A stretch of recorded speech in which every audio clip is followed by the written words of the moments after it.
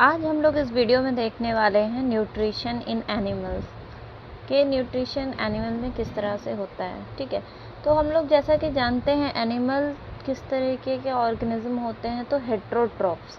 और हेट्रोट्रॉफ्स किनको कहा जाता है?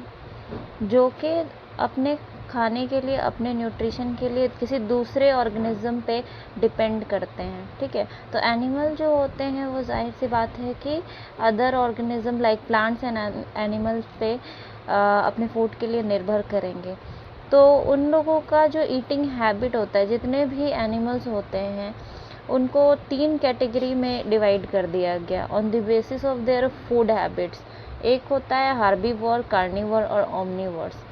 हार्बीवोर्स वैसे ऑर्गेनिज्म को कहते हैं, वैसे एनिमल को कहते हैं जो कि सिर्फ क्या खाते हैं, प्लांट। और कार्निवोर्स जो कि फ्लैश खाते हैं, मांस खाते हैं। ठीक है, जैसे कि फॉर एग्जांपल हो गए हमारे लायन, टाइगर, इटिसी। और ओमनीवोर्स हम किसे कहते हैं? जो प्लांट और फ्लैश दोनों खा सकते हैं। दोनों खाने वाले को हम लोग ओमनीवोर्स कह सकते हैं। For example man, dog, crow, ATC.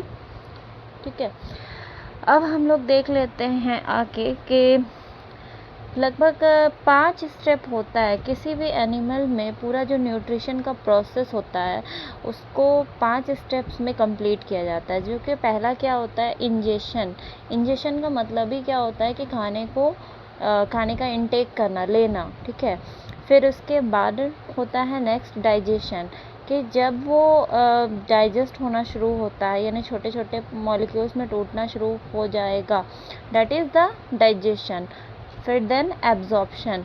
Absorption मतलब कि जब वो छोटा छोटा जो पार्टिकल्स है वो जो है एब्जॉर्ब होना शुरू हो जाता है सेल्स में, तो उसे हम लोग क्या कहते हैं? एब्जॉर्प्शन। और एसिमिलेशन, कि उन्हीं पार्टिकल्स का बॉडी के अलग अलग भाग तक पहुंच जाना, उसका यूटिलाइज होना, that is the assimilation. And last one is the egestion, कि अनवांटेड या फिर अनडाइजेस्टेड फूड का बॉडी से बाहर निकल जाना, इसे क्या कहते हैं? इजेशन। तो पहले हम लोग जो है यहाँ पे देखने वाले हैं न्यूट्रिशन इन सिंपल एनिमल्स। हम जानते हैं कि एनिमल्स भी जो है काफ़ी कैटेगरीज में बांटे गए हैं। तो जब उसके बॉडी के आधार पे देखा जाए तो कोई भी एनिमल जो है सिंपल एनिमल्स हो सकते हैं और थोड़े कॉम्प्लेक्स एनिमल्स भी हो सकते हैं ऑर्गेनिज्म। लाइक सिंपल एनिमल्स उन्हें कहेंगे जो सिंगल सेल के बने हुए हों, यूनिसेल्युलर हों। ठीक है, तो उनका हम लोग एग्जांपल ले लेते हैं एमीबा और पैरामीशियम, जो कि बिल्कुल सिंपल एनिमल होते हैं, एक सेल के बने हुए होते हैं। तो जाहिर सी बात है कि एक सेल के बने हुए हैं तो उनका न्यूट्रिशन का जो सारा प्रोसेस है वो सिर्फ एक ही सेल में उनका पूरा कंप्लीट हो जाएगा। तो अब हम लोग देखने जा रहे हैं न्यूट्रिशन इन एमीबा, कि एमीबा में किस तरीके से न्यूट्रिशन होता है। तो एमीबा भी जो है एक यूनिसेल्युलर ऑर्गेनिज्म है और जिसका मोड ऑफ न्यूट्रिशन क्या है? होलोजोइक।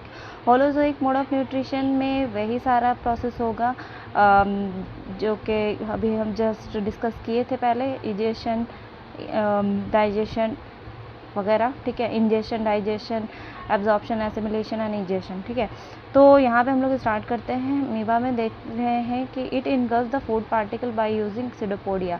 तो ये जो डायग्राम दिख रहा होगा इधर, ये एक एमीबा का डायग्राम है जिसमें जो ये बाहर जो निकला हुआ पार्ट है इसे क्या कहते हैं हम लोग? सीडोपोडिया, एमीबा का, जिसकी मदद से एमीबा क्या करता है? फूड को अपने सीडोपोडिया की तरफ, सीडोपोडिया से घेर लेता है। ठीक है, और फिर यहाँ पे फूड वैक्यूल क्रिएट कर लेता है, जो कि फिर अंदर ये वैक्यूल जो है इसके साइटोप्लाज्म में मूव करता है और वहीं पे जो है क्या होता है? डाइजेशन, एसिमिलेशन, ये प्रोसेस कंप्लीट होता है और बाकी एमीबा में जो अनवांटेड फूड होंगे वो इजेस्ट हो जाएंगे, बाहर निकल जाएंगे। ठीक है, नेक्स्ट हम लोग देख रहे हैं यहाँ पे पैरामीशियम। ठीक है, पैरामीशियम भी एक तरीके का क्या है? तो यूनिसेल्युलर ऑर्गेनिज्म, इसमें भी होलोजोइक मोड ऑफ न्यूट्रिशन होता है। पैरामीशियम की खासियत क्या है कि इसके पास जो है ये छोटे छोटे जो हेयर लाइक प्रोजेक्शंस दिख रहे हैं, इसे सीलिया कहते हैं। ठीक है, तो ये सीलिया क्या करते हैं कि वाटर मॉलिक्यूल्स, वाटर में अगर कोई फूड वगैरह प्रेजेंट होता है तो ये सीलिया जो है ना उस खाने को जो है इसके साइटोसोम इस जगह पे लेकर आ जाता है ये सीलिया, ठीक है। और जिसकी मदद से ये इस तरीके से इंटर कर जाता है इसके सेल माउथ कह लें हम लोग, या फिर साइटोस्टोम कह सकते हैं। और फिर ये इंटर करता है, यहाँ पे भी फूड वैक्यूल फॉर्म हो जाता है। ये फूड वैक्यूल फिर जो है इस साइटोप्लाज्म में मूव करेगा 1 बाय 1, और बाकी जो प्रोसेस है that is digestion, absorption and assimilation complete होता रहेगा।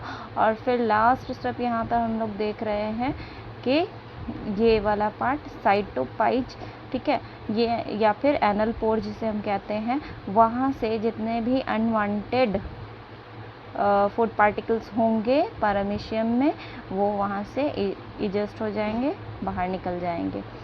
तो इस वीडियो में मैंने सिंपल एनिमल्स में किस तरह से न्यूट्रिशन परफॉर्म होता है वो दिखाया है। इसके बाद नेक्स्ट वीडियो में मैं अपलोड करने वाली हूँ nutrition in human being, that is the human digestive system. तो आई होप आप लोगों को वीडियो पसंद आया हो, तो प्लीज़ लाइक एंड सब्सक्राइब कर दीजिएगा। Thank you.